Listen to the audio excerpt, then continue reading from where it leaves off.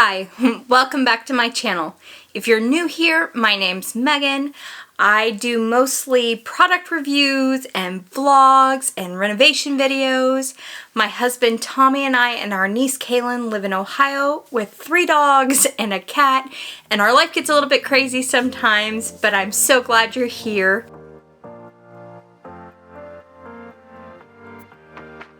In today's video, we are going to take time to review a product, but this one's going to be a little bit different because I don't have an actual product to hold and touch and talk about, and that's my editing software, DaVinci Resolve.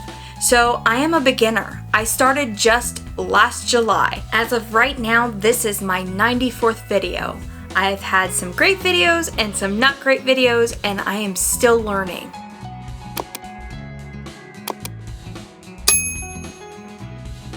When I first started my channel, I started with iMovie, which came on my MacBook Pro. It was great in the beginning. That lasted about the first, probably about 7 or 8 videos. I quickly kind of hit the ceiling of what I could do. I needed more layers. So I like to have kind of my A-roll and the main video, and then I like to add pictures and video on top of that, and words and other images on top of that, and sound effects and music in the background, and just more and more things and transitions. And with iMovie, I could only do like, I think it was 3 layers, and that was it. And there was only a handful of transitions, and there was just very, very little I could do. And so I was like, you know, I've got to change it up. And I didn't want to spend the money on Premiere Pro yet, and I didn't want to spend the money on Final Cut or any of the other big editing softwares that the other YouTubers were using. And so I'm like, well, I read that DaVinci's free and offers quite a bit. So I'll try it out. Tommy had played around with it, got frustrated with it, and I read that it was kind of difficult as a beginner, so I was like, I don't know, I'll give it a try. If I don't like it, I can stick with iMovie and just kind of deal with what I'm given until I'm ready to make a purchase. Once I got started though, I realized it's pretty similar to iMovie for the most part. So it's a lot more complicated. There's a lot more options, but some of the like hotkeys and buttons and controls were very similar. So in the beginning, it was, okay, I can kind of do this. So we're gonna figure this out. And then there are so many videos on YouTube that give you tips and tricks and how-tos, and anything I was trying to do, I needed to figure out how to use a green screen, because like in my Vlogmas videos, I used a green screen for, my husband was breathing fire for a spicy video scene. So I needed to be able to use a green screen. So I typed in DaVinci Resolve green screen and followed the instructions on the video, and it works beautifully. So just being willing to, okay, I've got to rely on other YouTubers who have done it, who know more than I do, and just follow their instructions. Play and pause the video as I follow along and step by step and do the best I can. And as I learn and grow and go. And so far, it's been working great. Now, some of my pros. It's free. It's free! It's free! There's very little restrictions of things that are not free and are not available on the free version. So that's huge. As a beginning YouTuber, I'm still learning. I don't want to spend a lot of money, but I still want to be able to do cool things, and I want to be able to add cool things to my videos. And DaVinci allows me to do that. It also has the option to buy eventually. So once I'm ready to buy, years down the road, because I've not even scratched the surface of what I can do with the free version, it costs $295 for the paid version. eventually. But for now, I'm gonna stick with the free version until I learn it for the most part. Or if I start running into, oh, you need the paid version. You need the paid version. You need the paid version. But I don't. I've not run into that yet on anything. Pro number 1, it's free. Number 2, it comes with lots of options.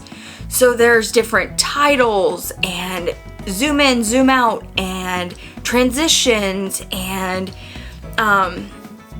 the ability to freeze frame and speed up and slow down, and just all sorts of different options.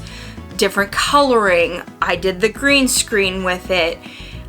Just different things like that. It amazes me some of the things that this software does.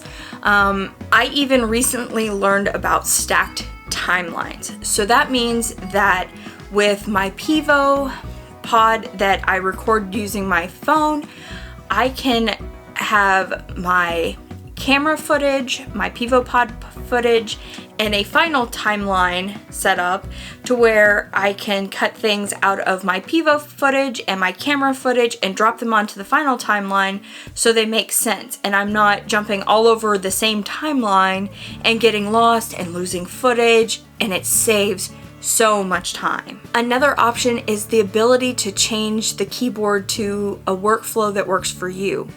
So I like to use my keyboard with my left hand and my mouse with my right hand, and so I can set up certain keys that I use the most frequently right together. I know what I'm doing with what key and go on, and it makes editing much quicker. And then my biggest pro is that it grows with me. I started out using the simplicity method, using as little features as possible, just editing and getting it out there using very little transitions, very little titles, just learning the software and learning how to cut and edit and even rendering and things like that, and then worked my way up. I'm now starting to learn the audio side of things, just learning this process. It's gonna take some time, but it's growing with me. There's so many cool features, and it's a process, but it's gonna grow with me, and I've got a lot more to learn, and that's great. And it's still the free version. Now, cons. It was difficult to come up with some cons because I do absolutely love this software.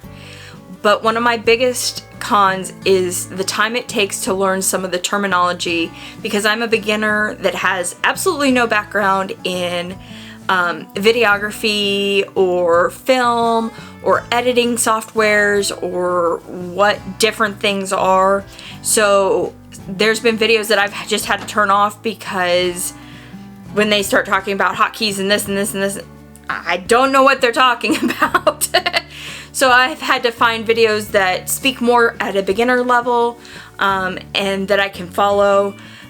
So figuring out the terminology and location of the tools that I use the most frequently took a little bit of time, and that was a little bit of con, but now that I know where it is, I've moved past it and it's great now. And then the second one is just the overwhelm of options. There are so many options. Like when you open it up, there's just buttons and things everywhere. I mean, you are almost afraid to click because everything seems to be an option. Like, I think I've accidentally gotten rid of screens before, and undo has become my friend with this program, but there's nothing you can't undo. I like that it is autosave and backs up my work.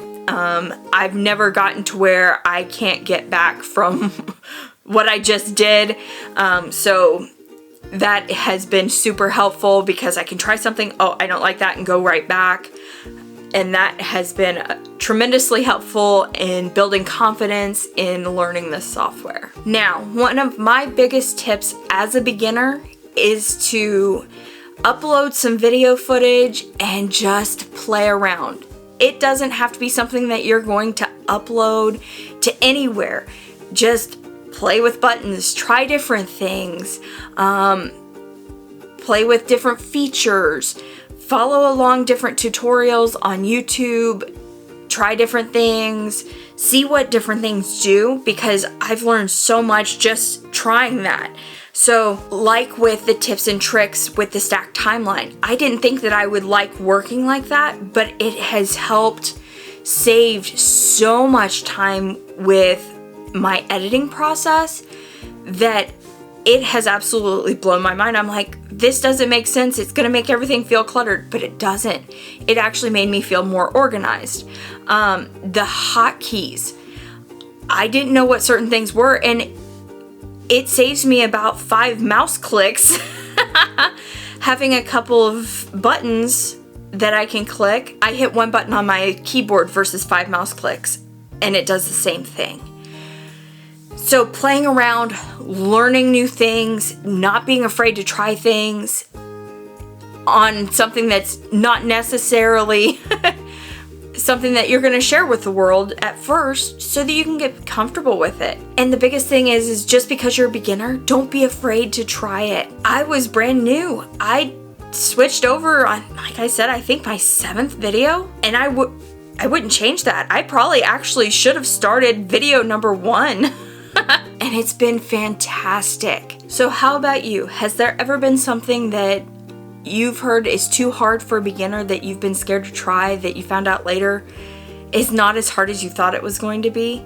Let me know down in the comments. So after my pros and cons, even though I didn't buy it because it's free, I would totally do this all over again and choose this program again.